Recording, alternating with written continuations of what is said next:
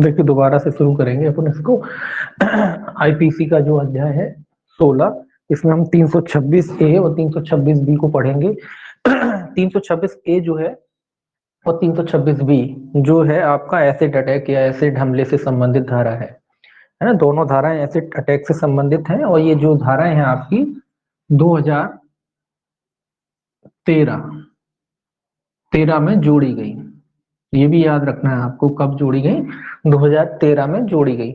दूसरी बात आपको इसमें याद रखना है कि यही बस किस समिति की सिफारिश पर जो है इन धाराओं को जो है अधिनियम में जोड़ा गया। तो न्यायमूर्ति JS वर्मा, ये भी नाम याद रखना है आपको, न्यायमूर्ति JS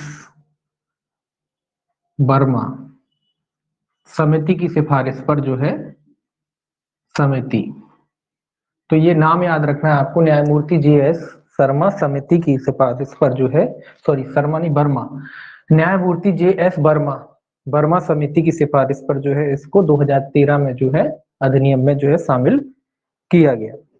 ठीक है, ये दो चीजें आपको इसमें याद रखना है। देखिए 2013 से पहले जो है एसिड अटैक संबंधी कोई अपराध वगैरह ऐसा कोई था नहीं। तो जो आपका पहले अपन पढ़ते थे घोरोपति में जो एक प्रकार था शहरों को स्थायी रूप से विकृपित कर देना वगैरह, तो उसी के तहत इनको जो है अपराधों को दंडित किया जाता था। ठीक है, अब देखिए दो धाराएं इसमें जोड़ी गई, 326 ए और 326 आपकी बी। तो 326 ए जो है आपकी कहती है कि अम्ल आदि का प्रयोग करके स्वेच्छा घोरोपति कारित करना। 326 ए क्या कहती है? अम्ल आदि का प्रयोग कर क्या करना? घोरोपति कारित करना।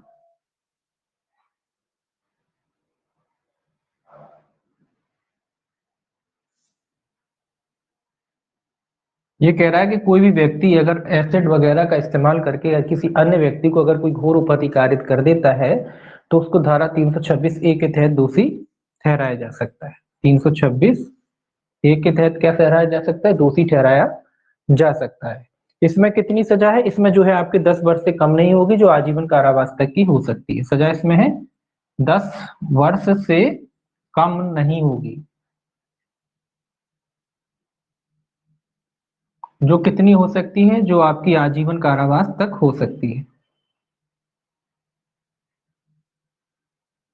तो इसमें न्यूनतम सजा है कितनी? आज 10 वर्ष, जो कहां तक जा सकती है? आजीवन कारावास तक जा सकती है। ये आपको इसमें ध्यान रखना है। ठीक है, अम्ल फेंकना इसमें कोई आपको पढ़ने की जरूरत नहीं, केवल आप हेडिंग याद करेंगे और इसका पनिशमेंट याद करेंगे। और खासकर ये याद रखना किस समिति की सिफारिश पर जोड़ा गया और कब जोड़ा गया इसको, 2013 में। ठीक है, तो 326 एक आय से संबंधित, अम्ल फेंकने से, जो अम्ल एसिड अटैक वगैरह होते हैं, हमले होते हैं, उससे संबंधित है। ऐसे ही 326 बी जो है इसके प्रयत्न से संबंधित है। 326 बी जो है एसिड अटैक के जो है प्रयत्न से संबंधित है। मतलब अगर अपूर्ण अपराध रह जाता है तो उसको काय में दंडित किया जा सकता है? 326 बी के तहत ऐसे व्यक्ति को जो है दंडित किया जा सकता है। तो दोनों धाराओं में अंतर ये है, ये एसिड फेंकने के लिए है और ये उसके प्रयत्न के लिए जो है धारा जोड़ी गई है। ये प्रयत्न को भी जो है दंडनीय बनाती है। तो इसमें जो सजा है न्यूनतम कितनी है? 5 वर्ष और अधिकतम कितनी है? 7 वर्ष। तो 5 वर्ष जो है इसमें न्यूनतम सजा है, न्यूनतम, जो अधिकतम कितनी हो सकती है? 7 वर्ष तक हो सकती है, क्योंकि प्रयत्न है इसीलिए। तो इसमें ये दो चीजें आपको याद रखना है कि न्यूनतम सजा 10 वर्ष की इसमें आधी है और आजीवन अधिकतम होता है, तो यहाँ जो है अधिकतम 7 वर्ष होता है। तो न्यूनतम 5 वर्ष सजा है। प्रयत्न में भी अगर कोई व्यक्ति प्रयत्न भी करता है, मतलब अधूरा अपराध रह जाता है, कोशिश करता है और नहीं फेंक पाता है, तो प्रयत्न में आ जाता है और उसके लिए भी जो है न्यूनतम 5 वर्ष सजा, जो अधिकतम 7 वर्ष तक हो सकती है। ठीक है, ये दो धाराएं हैं, केवल इसमें आपको इतना याद रखना है और ज्यादा याद नहीं रखना है। ये समिति का नाम जरूर याद रखें और 2013 याद रखें कि जो 2013 में जो है इसको जो है अधिनियम में शामिल किया गया था। ये दो चीजें आपको इसमें याद रखना है, सेक्शन याद रखनी है बस। और इसका पनिशमेंट तो आपको याद रहेगी, अगर रखना चाहें तो पनिशमेंट भी इसको याद रखना है। ये 2-3 चीजें आपको इसमें बस याद रखना है। अब देखिए 326 के बाद 327 ये धारा जो है आपको जो 327 वगैरह ये धारा है, इनमें केवल आपको केवल सेक्शन याद रखने हैं, ज्यादा इनको आपको नहीं पढ़ना है। 327 वगैरह है, ये एक तरीके से इनके प्रकार हैं कि कोई व्यक्ति किस तरीके के काम करता है तो इसमें दोषी ठहराया जाता है। ये कहता है संपत्ति उद्यापित करने के लिए या अवैध कार्य करने को मजबूर करने के लिए स्वेच्छा उपहति कारित करना, 327 सेक्शन 327। और साथ ही साथ आप याद रख लेंगे 327 के बाद जो है उपहति कारित, ये अलग है 328। देखिए 327 देखेंगे पहले। 327 कहता है संपत्ति उद्यापित करने के लिए या अवैध कार्य करने को मजबूर करने के लिए स्वेच्छा उपहति कारित करना, संपत्ति उद्यापित करने के लिए।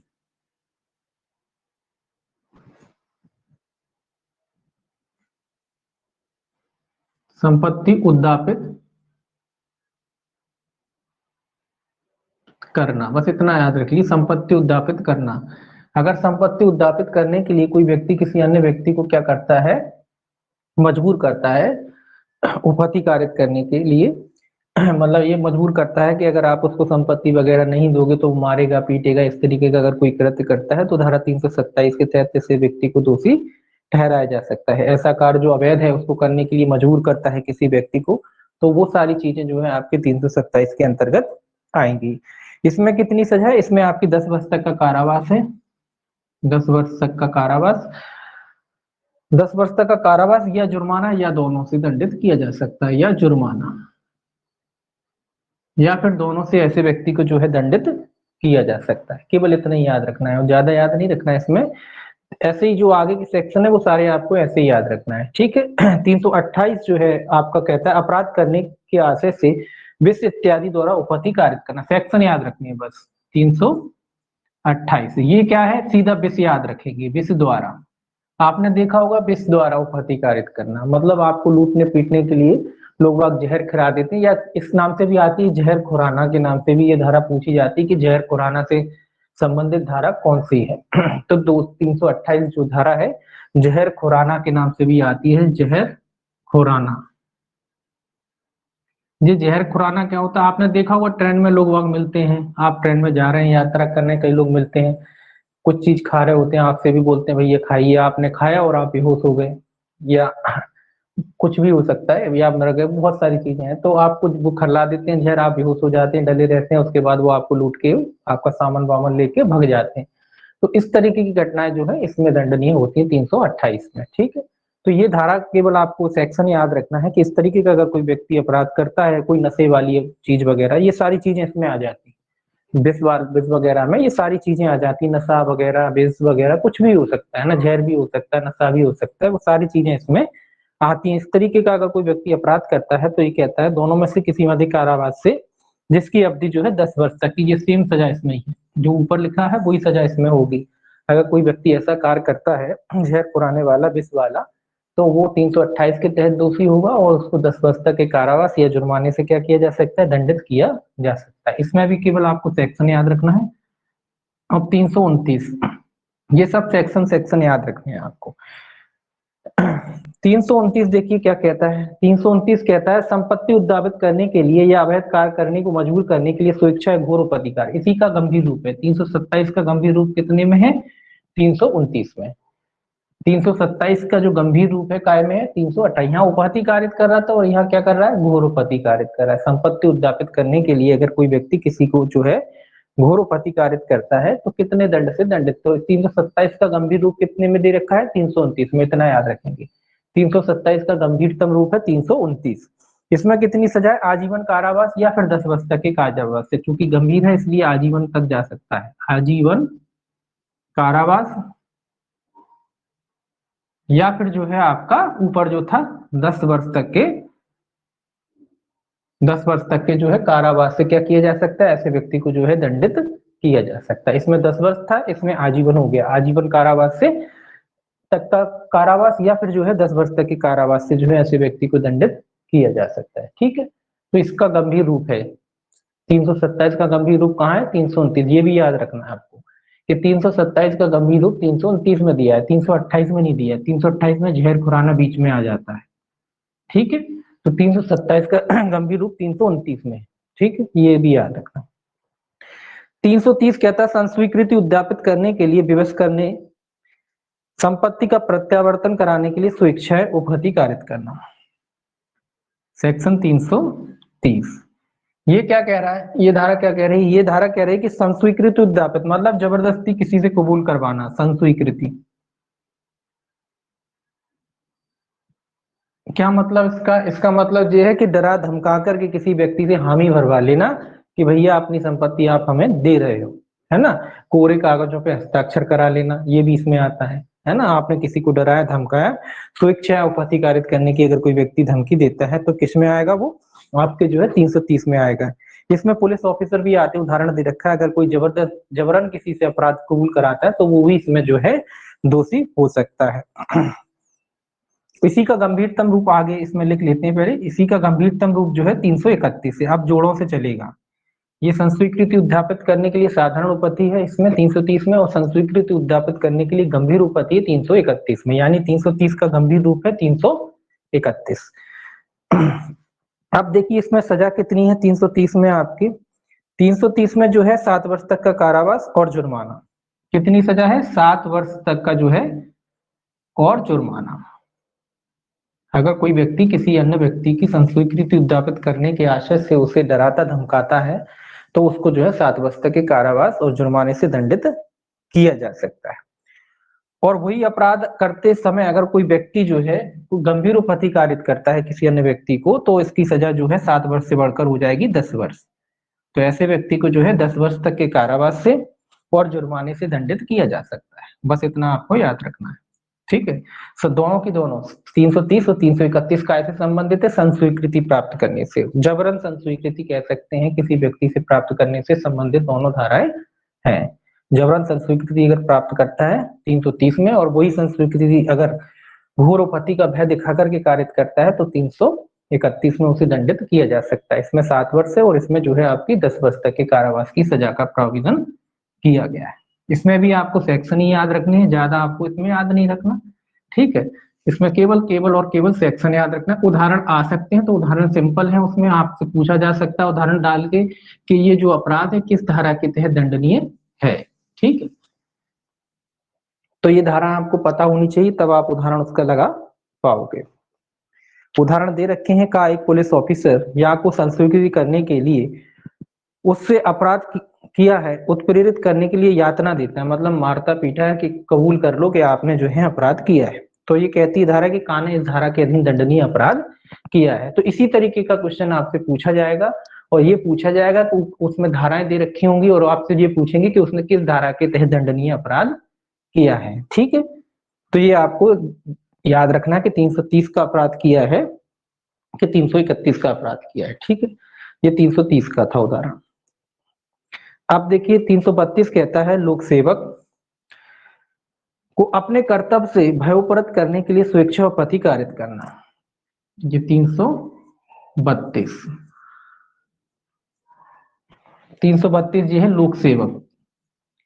332 काय से संबंधित है, लोक सेवक से संबंधित है। लोक सेवक को भय दिखाना, लोक सेवक को भय आदि कारित करना कि भाई, और 300 इसी का जो है आपका 333 ये इसका गंभीर रूप है। ऊपर 332 में क्या कहता है, लोक सेवक को जो कर्तव्य कर रहा है, लोक सेवक अपनी ड्यूटी कर रहा है उसको डराना धमकाना, मतलब ताकि वो अपना कर्तव्य ना कर पाए। उसी का गंभीर रूप है 333। क्या आप लोक सेवक को क्या है घोर उपहति का भय दिखा करके जो है उसको जो है उसका कार्य नहीं करने देते। तो 332 का गंभीर रूप है 333। ये दोनों सब जोड़े जोड़े से पढ़ा जाएगा। 332 333 काय से संबंधित है, लोक सेवक से संबंधित है, लोक सेवक को भय कारित करने से संबंधित है, ठीक है। दोनों की दोनों धाराएं लोक सेवक को भय कारित करने से संबंधित है। ये साधारण उपहति का डर है और ये गंभीर उपहति का जो है डर है, ठीक है। दोनों धाराओं में डर है, लोक सेवक को डराने धमकाने से संबंधित दोनों धाराएं हैं।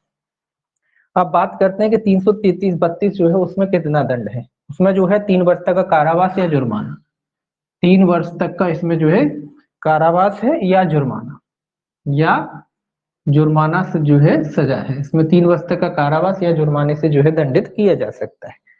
अब बात आती है कि भाई 333 में जो है कितना दंड है।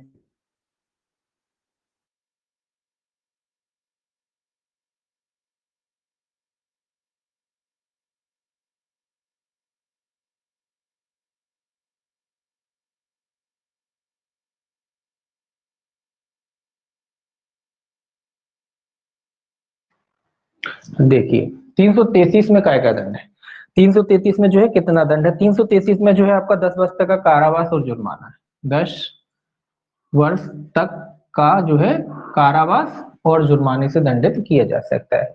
332 में 3 वर्ष तक का कारावास और जुर्माना है, जबकि 333 में जो है आपका 10 वर्ष तक का कारावास और जुर्माने से क्या किया जा सकता है, ऐसे व्यक्ति को जो है दंडित किया जा सकता है।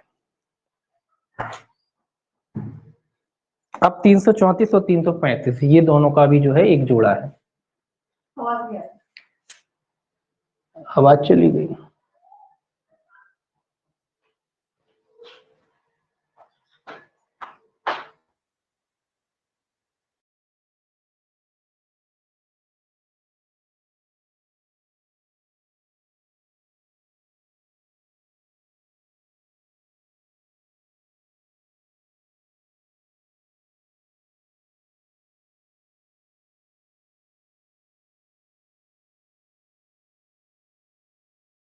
नहीं आ रही। चलिए अब देखिए 334 आ रही है आवाज, आ रही है आप लोगों को, ठीक है। 334 जो है वो 335 सेक्शन जो है आपका 334 और सेक्शन आपका 335, दो धाराएं हैं ये आपकी 334 और 335। 334 कहता है प्रकोपन पर स्वेच्छा उपपत्ति कारित करना, प्रकोपन, ठीक है, और ये भी प्रकोपन है। ये कहता है प्रकोपन पर स्वेच्छा उपाधि कारित करना, मतलब कि प्रकोपन के द्वारा जब आपको प्रकोपन आता है और उत्तेजना जिसे कहते हैं, उत्तेजना के अनुसरण में अगर आप स्वेच्छा उपाधि कारित करते हैं, क्या करते हैं, उपाधि, तो 334 में दंडनीय अपराध है। और अगर उसी प्रकोपन के अनुसरण में आप स्वेच्छा घोरोपति कारित करते हैं, वो तो 335 में वो अपराध दंडनीय है। इसमें दोनों धाराएं इंपॉर्टेंट है, पूछी जाती हैं 334 और 335। केवल धारा इंपॉर्टेंट है, धारा याद रखना है आपको। इस प्रकोपन से संबंधित धाराएं हैं, स्वेच्छा प्रकोपन से संबंधित धाराएं 334 और 335, ये साधारण है और ये उसका गंभीर रूप है, ठीक है। ये इस तरीके से आपको याद रखना है। अब देखिए 334 की बात करें कि भाई इसमें दंड कितना है, चूंकि प्रकोपन है, मतलब प्रकोपन का अर्थ है कि कोई व्यक्ति जो है अपनी उत्तेजना के अनुसरण में जो है किसी को उपपत्ति कारित कर देता है, तो स्वाभाविक सी बात है कि चूंकि प्रकोपन है और साधारण उपपत्ति हो रही है तो दंड भी जो है कम ही होगा। तो दंड कितना है, 1 माह का कारावास या जो है आपके 500 रुपए तक का जुर्माना।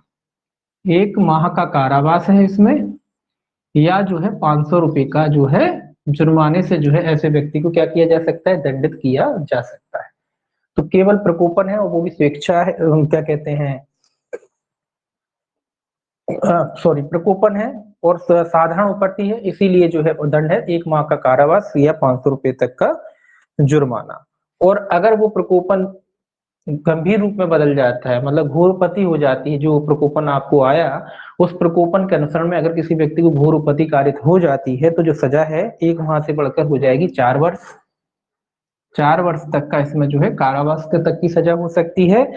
और जो है जुर्माना जो होता है, या जुर्माना हो सकता है जो 2000 रुपए तक का हो सकता है, ठीक है। कब, जब गंभीर हो जाती है, जब जो प्रकोपन है उस प्रकोपन से किसी को गंभीर चोट आ जाती है, आपकी उत्तेजना से किसी को गंभीर चोट आ जाती है, तो सजा बढ़ के 4 वर्ष या फिर जो है 2000 रुपए तक के जुर्माने या फिर दोनों से दंडित किया जा सकता है। तो ये दोनों धारा इंपॉर्टेंट है, पूछी जाती है कि प्रकोपन स्वेच्छा प्रकोपन से संबंधित धारा है। स्वेच्छा प्रकोपन से संबंधित धारा है 334 और 335, ठीक है। 336 देखिए क्या कहता है, 336 कहता है उतावलापन है, कार्य जिससे दूसरों का जीवन व्यक्तिगत क्षेम संकटापन है, ये उतावलापन तो इसमें हो गया। ये कह रहा है कोई ऐसा कार्य जिससे दूसरों का जीवन संकट में पड़ जाता है, सेक्शन 336। 336 कहता है कि आपका ऐसा कोई कार्य जिससे दूसरों का जो जीवन है संकट की अवस्था में आ जाता है, दोनों ही है इसमें, इसमें भी दोनों ही, इसमें भी दोनों का जोड़ा है, इसमें भी आपको इस तरीके से याद रखना 336 और 337। ये कहता है कार्य जिससे दूसरों का जीवन या व्यक्तिगत क्षेम संकटापन, आपने पढ़ा था एक उतावलेपन से लोक मार्ग पर वाहन चलाना, तो जब आप जजमेंट लिखते तो उनके साथ ये दोनों धाराएं भी लगती, जैसा अपराध साधारण होता है तो इसमें लग जाता है, और अगर गंभीर कोई चोट आ जाती है या इस तरीके से आप चलाते हैं कि गंभीर चोट किसी को आ सकती है तो फिर 337 लग जाती है, ठीक है, तो ये उनके साथ चलता है, जब आप जजमेंट लिखोगे तो इस दोनों धाराओं का इस्तेमाल होता है। ठीक है, तो याद रखेंगे ऐसा कोई कृत्य जिससे दूसरों का जीवन क्या पड़ जाता है, संकट में पड़ जाता है। आपका कोई कृत्य ऐसा है जो आप कर रहे हैं उससे दूसरों का जीवन जो है संकट में आ जाता है, तो ऐसे में जो है इसमें सजा जो है, इसमें केवल सजा देखना है, तो इसमें सजा है 3 माह तक का कारावास या 250 रुपए तक का जुर्माना। 3 माह का इसमें जो है कारावास है या 250 रुपए का जो है इसमें जुर्माना हो सकता है। 350 रुपए तक, सॉरी 3 माह तक का कारावास या है या 250 रुपए तक का जो है जुर्माने से दंडित किया जा सकता है। अगर यही अपराध जो है आपका 337 की परिभाषा में आता है तो इसमें सजा 3 माह की जगह हो जाती है 6 माह। 6 माह तक का जो है इसमें कारावास या जो है जुर्माना कितना हो जाता है, जो दुगना हो जाता है 500 रुपए। इसका दुगना हो जाता है, 3 का 6 हो जाता है और 250 रुपए का जो है आपका 500 रुपए हो जाता है। ठीक है, अब 338 जो है, 337 और 338 भी देखना इसी में, 338 सॉरी 338 इसको भी इसी में मिलाइए, आप तीनों को एक साथ मिला लीजिए। 338, ठीक है, 338 क्या कहता है, 338 कहता है ऐसे कार्य द्वारा घोरोपति कारित करना जिससे दूसरों का जीवन या व्यक्तिगत क्षेम संकटापन्न हो जाए। ये 37 सॉरी ये 37 और 38 ये दो मिलाना है आपको, 37 और 38 ये दो मिलाना है। इस तरीके से तो तीनों ही मिला सकते हैं, वैसे तो तीनों को मिला के पढ़ना है आपको, ये तीनों का सेक्शन मिला के पढ़ना, 336, 37 और 38 तीनों ही धाराएं आपको एक साथ पढ़ना है। जब भी पढ़ें आप तीनों धाराओं को एक साथ पढ़ें। ठीक है, अब ये क्या कह रहा है, ये कह रहा है ऐसे कार्य द्वारा घोरोपति कारित करना जिससे दूसरों का जीवन या व्यक्तिगत क्षेम संकटापन्न हो जाए। ये कह रहा है कि उतावलेपन से जब कोई आप कार्य करते हो, इसमें लिखा है जो कोई उतावलेपन से या उपेक्षा से कार्य करने के द्वारा जिससे मानव जीवन या दूसरों का व्यक्तिगत क्षेम संकटापन्न हो जाए, जिससे किसी व्यक्ति को घोरोपति कारित करेगा। मतलब इन तीनों में अंतर क्या है, यहाँ तो वो कारित कर ही रहा है, यहाँ कारित होने की संभावना है, और यहाँ क्या कर रहा है तीसरे में, वो घोरोपति कारित कर देता है। मतलब ऐसे लापरवाही पूर्ण तरीके से कार्य करता है कि उससे सामने वाले को घोरपति हो जाती है उसके कारण से, तो वो 338 में आ जाता है। तो 338 में जो एक सजा जो है इसकी कितनी हो जाती है, 2 वर्ष तक का कारावास या 1000 रुपए तक का जुर्माना।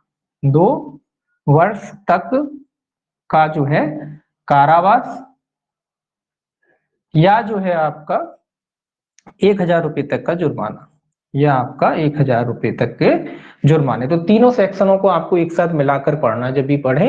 338 में क्या है, घोरपति कारित कर ही देता है, जो उतावलापन से उसने काम किया और उससे किसी अन्य व्यक्ति को क्या करता है, क्षति कारित कर देता है, तो फिर सजा इसमें बढ़ जाती है। इसमें जो सजा जो है आपकी 2 वर्ष तक का कारावास या जुर्माने से दंडित ऐसे व्यक्ति को किया जा सकता है। ठीक है, ये वाला आपका टॉपिक खत्म। अगला टॉपिक देखेंगे अपन। अगला टॉपिक है आपका सदोष अवरोध और सदोष परिरोध से संबंधित है। सदोष अवरोध और सदोष परिरोध, इसमें केवल ज्यादा ध्यान नहीं देना, जैसा मैंने बताया केवल उतना याद रखना है, सेक्शन याद रखने जो आगे के थे, और इतना ही इनमें आता है। ठीक है, सेक्शन याद रखना है, एक बार आपको पढ़ना है डायरेक्ट आप उसको पढ़ सकते हैं, लेकिन इनमें पूछा इतना ही जाता है, इससे ज्यादा इसमें कुछ है नहीं। ठीक है, सेक्शन इंपॉर्टेंट है, लेकिन इसके सेक्शन इंपॉर्टेंट है, सेक्शन याद रखना है, पनिशमेंट याद रखना है आपको। सेक्शन पूछे जाते हैं, पनिशमेंट भी पूछा जाता है, क्योंकि सेक्शन और पनिशमेंटों के अलावा इनमें कुछ नहीं है। ठीक है, अब ये जो सेक्शन है ये इंपॉर्टेंट है, ये पूछा जाता है। अब अपन देखेंगे सदोष अवरोध। पहले तो ये देख लें सदोष अवरोध। देखिए पहले तो सदोष अवरोध, दूसरा होता है आपका सदोष परिरोध।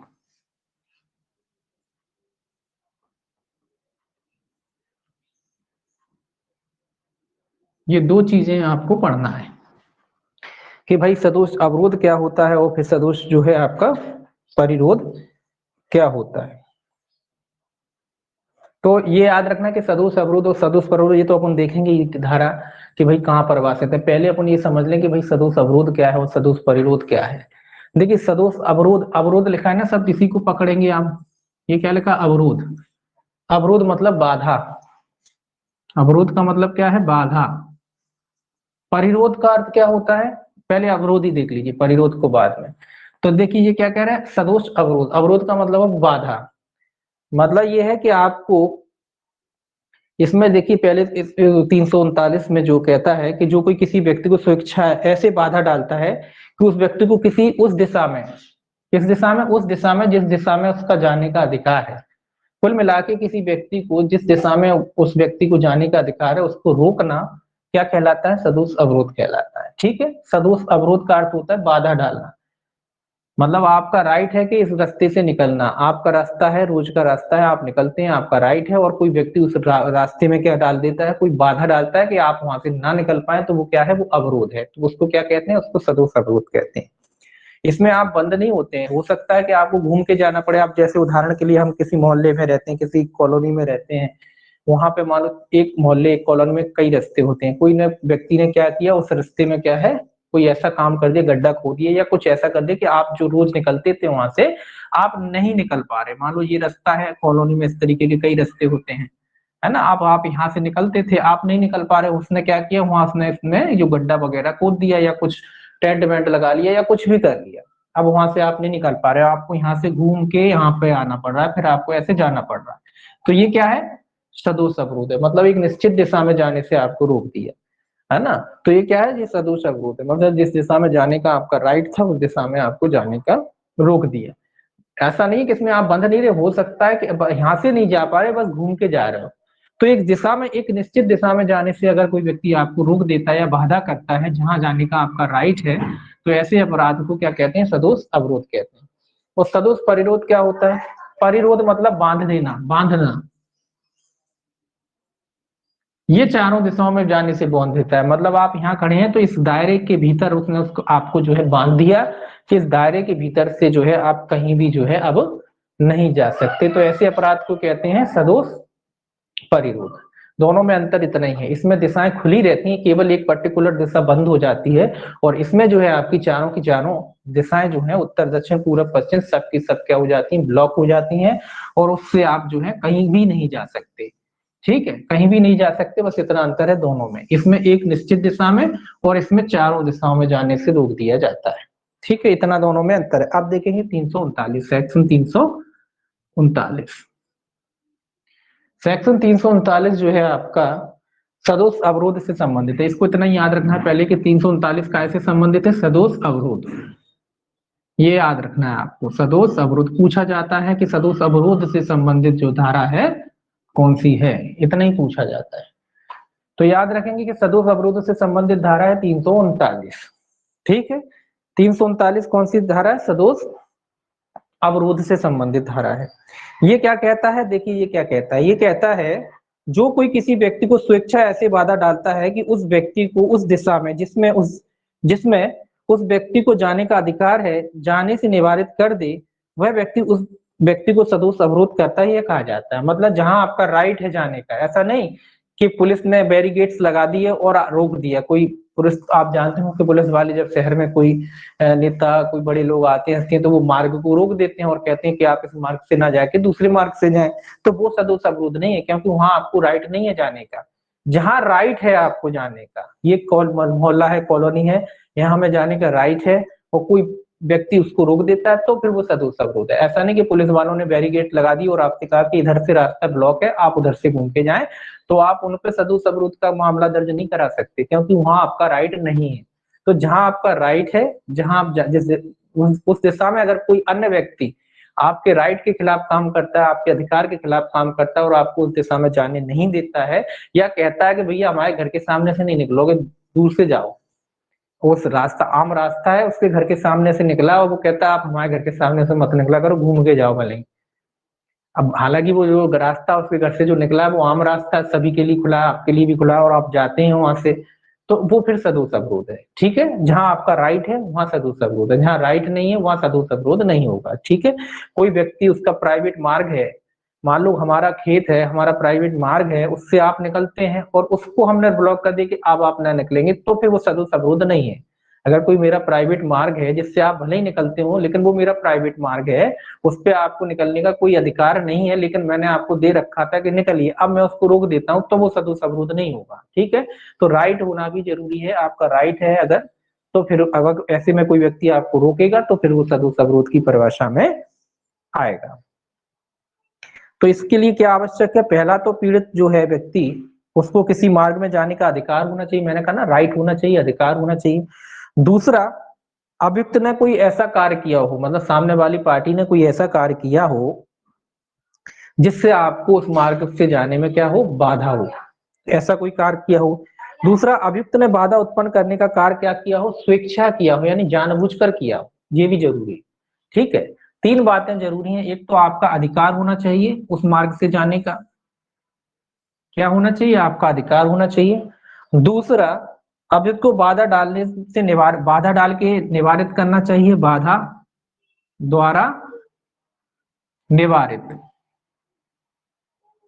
तो बाधा द्वारा निवारित करना चाहिए। तीसरा जो काम उसने किया है व्यक्ति ने, वो क्या किया हो, स्वेच्छा किया हो, यानी जानबूझकर किया गया हो, तभी ये जो है आपको कौन से अपराध माना जाएगा, ये सदोष अवरोध का अपराध माना जाएगा। जानबूझकर किया, ऐसा नहीं कि अनजाने, देखिए अनजाने में हो जाता है वो बात अलग होती है, एक व्यक्ति जानबूझकर ऐसा करता है कि आप उस मार्ग से ना जाएं, तो ये जो है सदोष अवरोध का जो है अपराध बनता है। इसमें अपवाद दे रखा है कि भूमि के या जल के किसी प्राइवेट मार्ग में बाधा डालना, जैसे मैंने आपको बताया कि अगर कोई मेरी निजी भूमि है, कोई मेरा प्राइवेट अधिकार है, उसमें मैं बाधा डालूं या कुछ भी करूं, आपको ना निकलने दूं, तो वो जो है आप उसको सदोष अवरोध नहीं कह सकते। अगर मेरा कोई प्राइवेट राइट है, ये कह रहा है ना, भूमि के या जल के किसी प्राइवेट मार्ग में बाधा डालना जिसके संबंध में किसी व्यक्ति को सद्भावना पूर्वक विश्वास है कि वहां बाधा डालने का उसे विधिपूर्ण अधिकार है, इस धारा के अंतर्गत अपराध नहीं है। मतलब भूमि और जल का के बारे में, अगर मान लो किसी के खेत से कोई जल निकलता है या कोई भूमि का उसका अधिकार है जहां से आप निकलते हैं, और वो गुड फेथ में ये समझता है, सद्भावना पूर्वक ये समझता है कि मेरी प्राइवेट भूमि है इसलिए आपको नहीं निकलना चाहिए, वो आपको रोक देता है, तो ये है जो वो अपराध जो है सदोष अवरोध की श्रेणी में नहीं आएगा, वो वाला कृत्य जो है सदोष अवरोध की श्रेणी में नहीं आएगा। इसमें एक उदाहरण दे रखा है, का एक मार्ग में जिससे होकर जाने का या का अधिकार है, सद्भावना पूर्वक यह विश्वास न रखते हुए कि उसको मार्ग रोकने का अधिकार है प्राप्त है, बाधा डालता है। या ने क्या किया, ये कह रहा है कि एक मार्ग था जिससे व्यक्ति निकलने का अधिकार था, और सद्भावना पूर्वक ना रखते हुए, यानी कोई गुड फेथ नहीं था उसका, और क्या करता है, उससे उस व्यक्ति को जो है जाने से रोक देता है। तो उसने क्या किया, उसने इस धारा में जो दंडनीय अपराध है सदोष अवरोध का, वो अपराध कारित किया है। अब देखिए 340 सदोष परिरोध, इसी में देख लीजिए सेक्शन 340, दोनों धारा इंपॉर्टेंट है, पूछी जाती है कि तीन सदोष अवरोध से संबंधित धारा और सदोष आपके जो है परिरोध से संबंधित धारा। ये कैसे संबंधित है, सदोष परिरोध,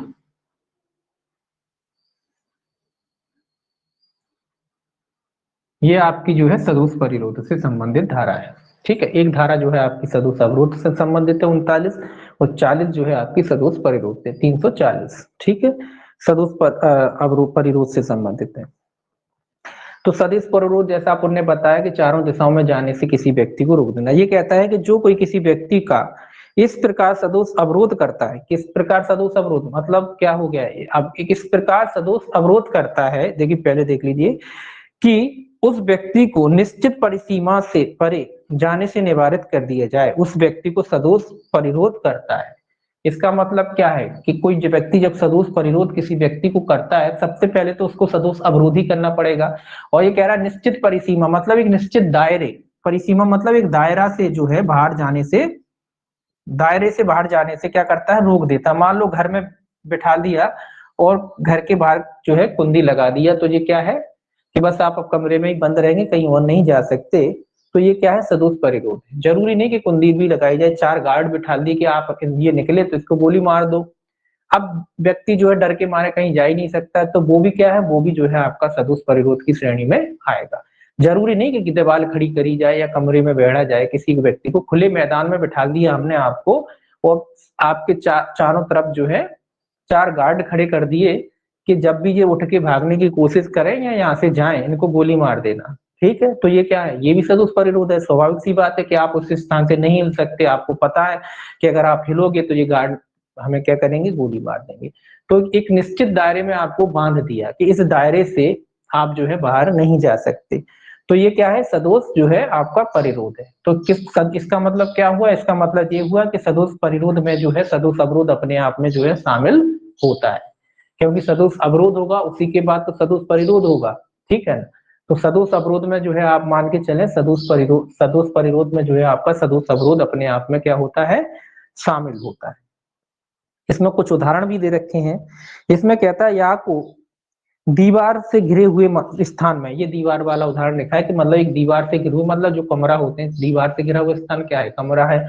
उसमें कोई व्यक्ति क्या करता है, किसी अन्य व्यक्ति को उसमें ताला लगा देता है और इस प्रकार दीवार की परिसीमा से परे जो है आपको जाने से रोक देता है, तो कौन सा अपराध किया उसने, जो है सदोष जो है परिरोध का अपराध कारित किया।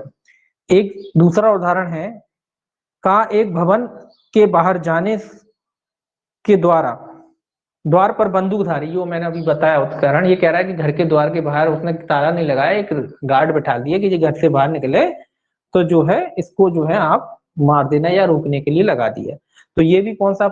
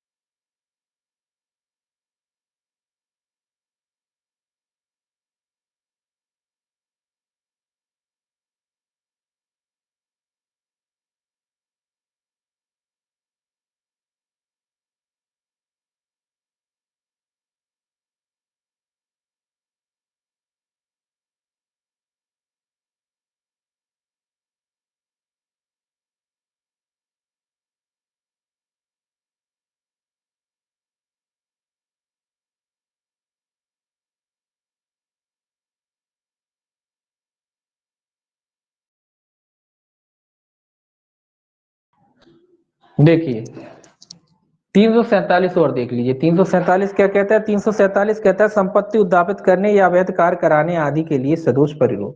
ये कह रहा है कि जबरदस्ती किसी किसी संपत्ति को लेना या उससे कोई जबरन कोई कार्य कराने के लिए अगर आप किसी व्यक्ति के सदोष परिरोध करते हैं तो किस धारा में दंडनीय? 347 में। 348 भी देखिए साथ में, दोनों में सेम दंड है, इसीलिए 348 क्या कहता है? 348 आपका कहता है संस्वीकृति उपाप्त करने या संपत्ति प्रत्यावर्त कराने को विवश करने के लिए सदोष परिरोध। तो इसमें सदोष परिरोध करता है, इसमें कह रहा है संस्वीकृति, इसमें क्या कह रहा था? संस्वीकृति उपाप्त करने के लिए सदोष परिरोध।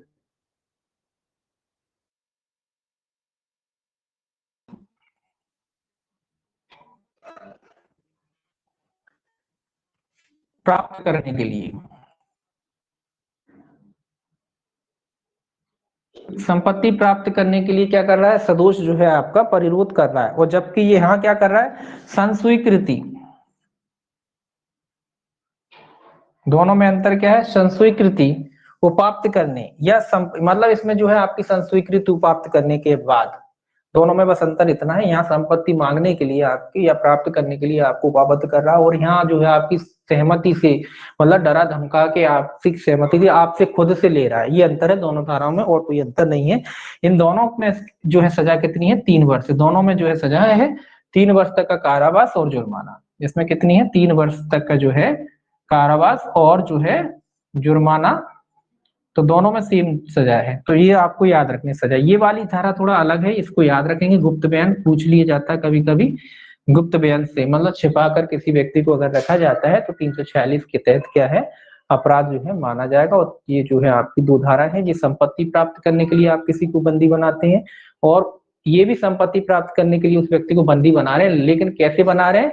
कि आप उस व्यक्ति को मजबूर कर रहे हैं कि वो अपनी संपत्ति खुद आपको दे, बस इतना अंतर है। इसलिए सेम सजा है, 3 वर्ष तक का कारावास और जुर्माने से जो है ऐसे अपराध में जो है सजा हो सकती है। बस आज इतना ही रहने दीजिए। आपराधिक बल और हमला जो है वो अपन कल देखेंगे। नेटवर्क की भी प्रॉब्लम हो रही, मैं आज देखूंगा शाम को जाके कि क्या दिक्कत है। वैसे ये तो आप ये दोनों जो धारा हैं यहाँ तक देखेंगे, ठीक। बाकी जो है अपन कल देखेंगे। आप कल देखेंगे हम आपराधिक बल और हमला। काफी बड़ा चैप्टर है, अभी काफी और चलेगा। आपराधिक बल और हमला है, और भी अपराध है इसमें। तो आपराधिक बल और हमले वाले जो है वो अपन कल देखेंगे। चलिए आज इतना ही रहने दीजिए।